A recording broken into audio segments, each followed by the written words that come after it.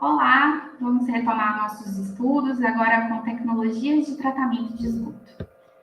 Quando a gente fala de tratamento de esgoto, principalmente no Brasil, né, a gente ainda fala de um percentual muito aquém daquele que a gente gostaria, né? Aqui nós temos na tela um resumo, né, do SNIS 2021, com as informações de esgotamento sanitário, e a gente verifica que apenas 51,2% do esgoto gerado recebe tratamento. Ainda é um percentual muito pequeno, mas é importante a gente compreender esse esgoto que está sendo tratado, quais são as tecnologias que estão sendo usadas, qual foi o critério para adotar essas tecnologias, né, o porquê que está se usando. E aí a gente vai conversar um pouquinho sobre essas tecnologias.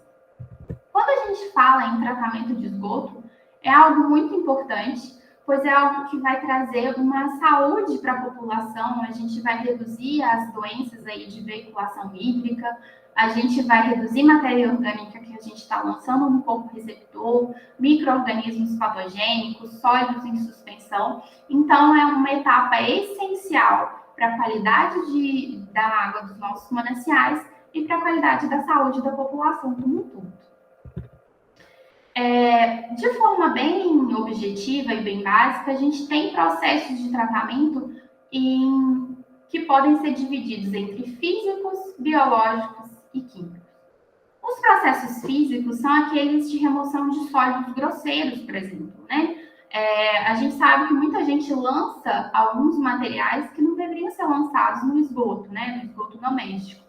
Então, esse processo físico é justamente para tirar esses materiais grosseiros, para tirar aqueles sólidos, né, que ainda estão em suspensão junto com o efluente.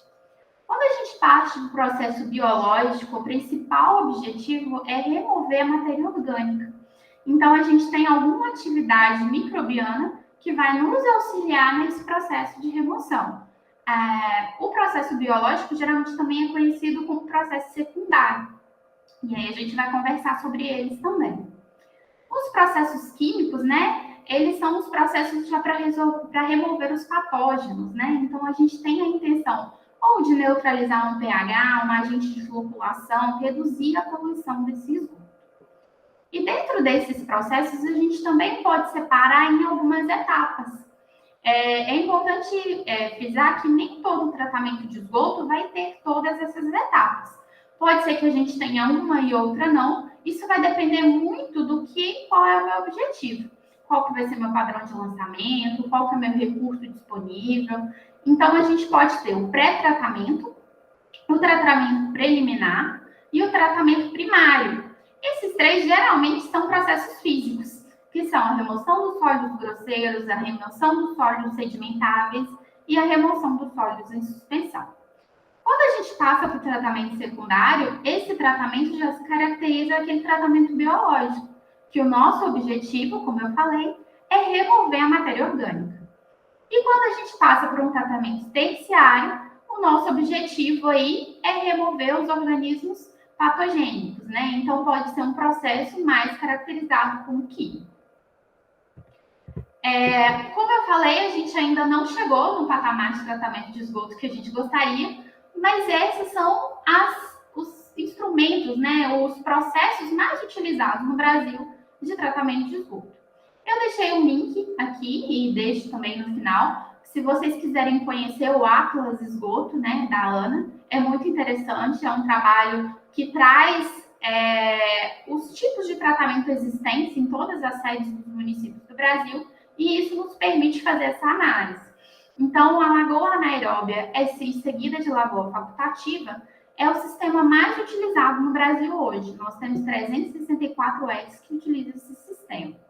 O reator anaeróbio conta com 328 unidades. O tanque séptico associado ao filtro anaeróbio conta com 215 unidades e a lagoa facultativa com 203.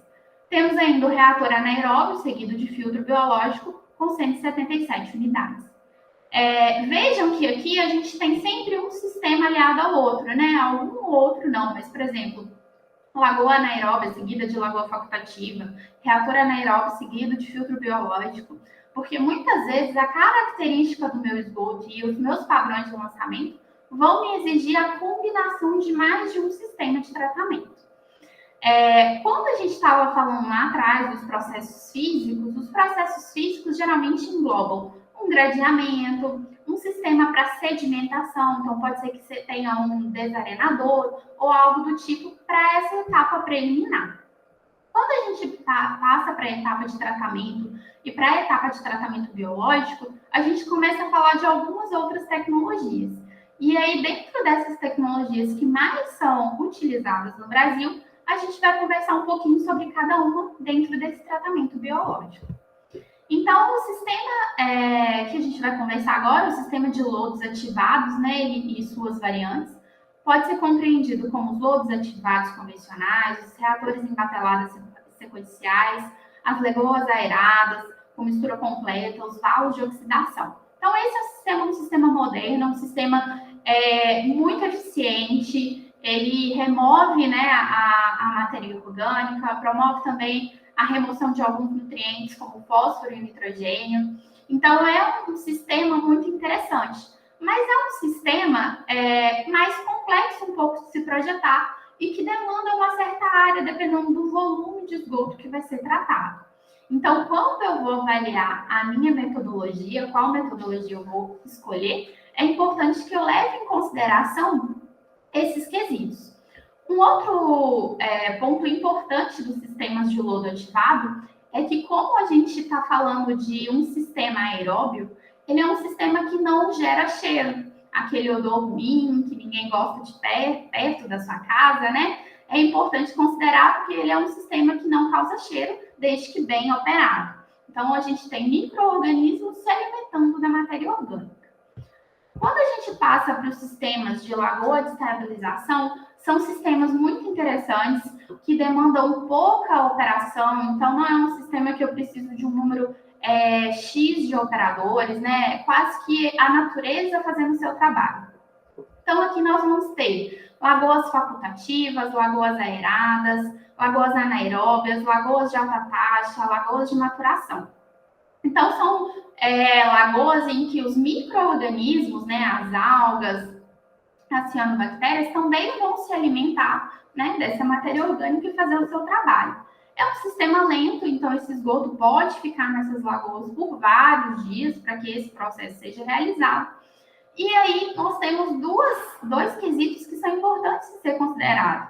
Porque eu preciso considerar o espaço que eu tenho, porque essas lagoas necessitam de grandes áreas para sua implantação, e eu preciso considerar também o clima, porque o sol vai ser um diferencial aí para a gente ter um sistema eficiente ou não.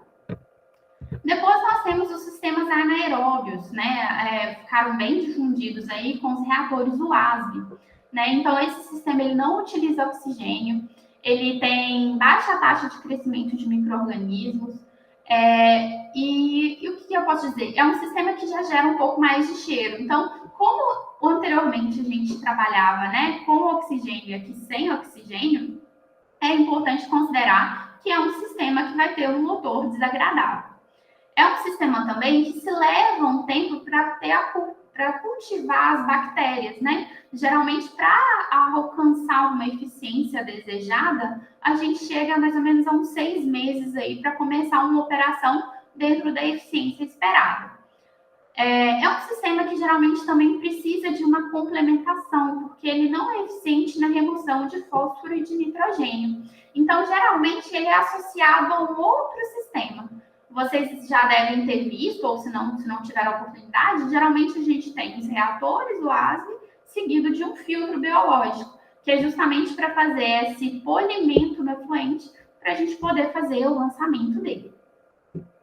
E, por último, mas não menos importante, né, nós temos os sistemas aeróbios com leito fixo, e aí a gente traz como exemplo filtros biológicos, biodiscos, biofiltros aerados.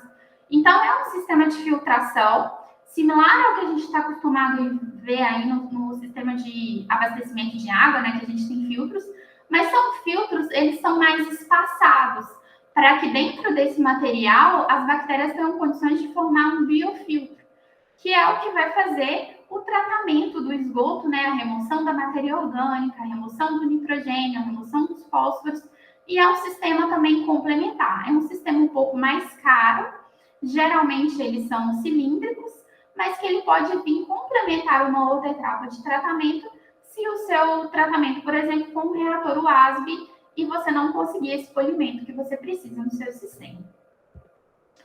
E aí, quando eu vou escolher o meu sistema de tratamento, o que eu devo considerar? Eu preciso considerar tudo isso que a gente já conversou até agora em temas passados, que é o tipo de efluente que eu vou tratar, qual que é a característica do meu esgoto, né? Qual que é a característica do meu efluente bruto, qual que é o padrão de lançamento que eu preciso atender, então o que a normativa, né, traz, o que eu preciso atender em relação a isso, a legislação vigente, o padrão de lançamento.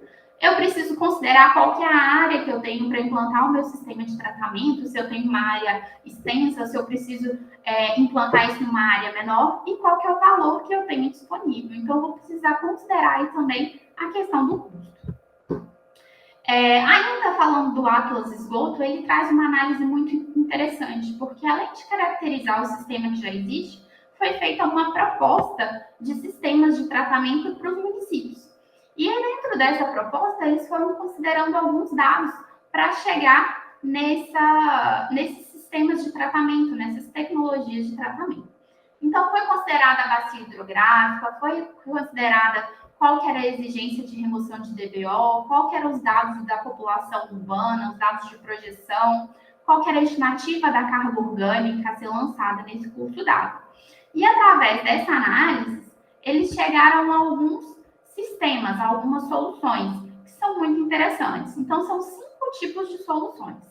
A solução número 1 é uma solução convencional. Ela foi direcionada para um município que tem uma certa capacidade hídrica e que precisaria de uma remoção de DBO entre 60% e 80%.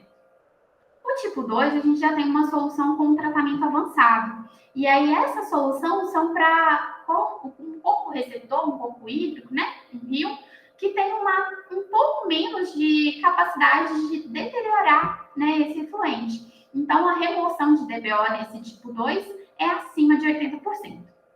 É muito interessante que eles também consideraram as características para o semiárido, lá na solução número 3, porque aí vai precisar ser um tratamento um pouco mais específico, porque nesses locais pode ser que precise ser realizado o reuso, né, dessa água, desse efluente, então já entra inclusive um tratamento químico, né, que é para a remoção dos patógenos.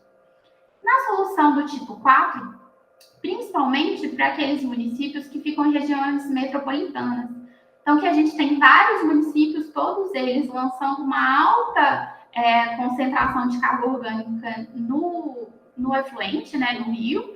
E aí, então, é importante a gente considerar uma solução em conjunto. Então, eu não posso pensar só no esgoto que eu estou lançando, só na minha cidade está lançando. Eu preciso considerar a bacia hidrográfica como um todo, para que todo esse lançamento não cause prejuízos ao manancial e não cause a saia do enquadramento que esse rio tem.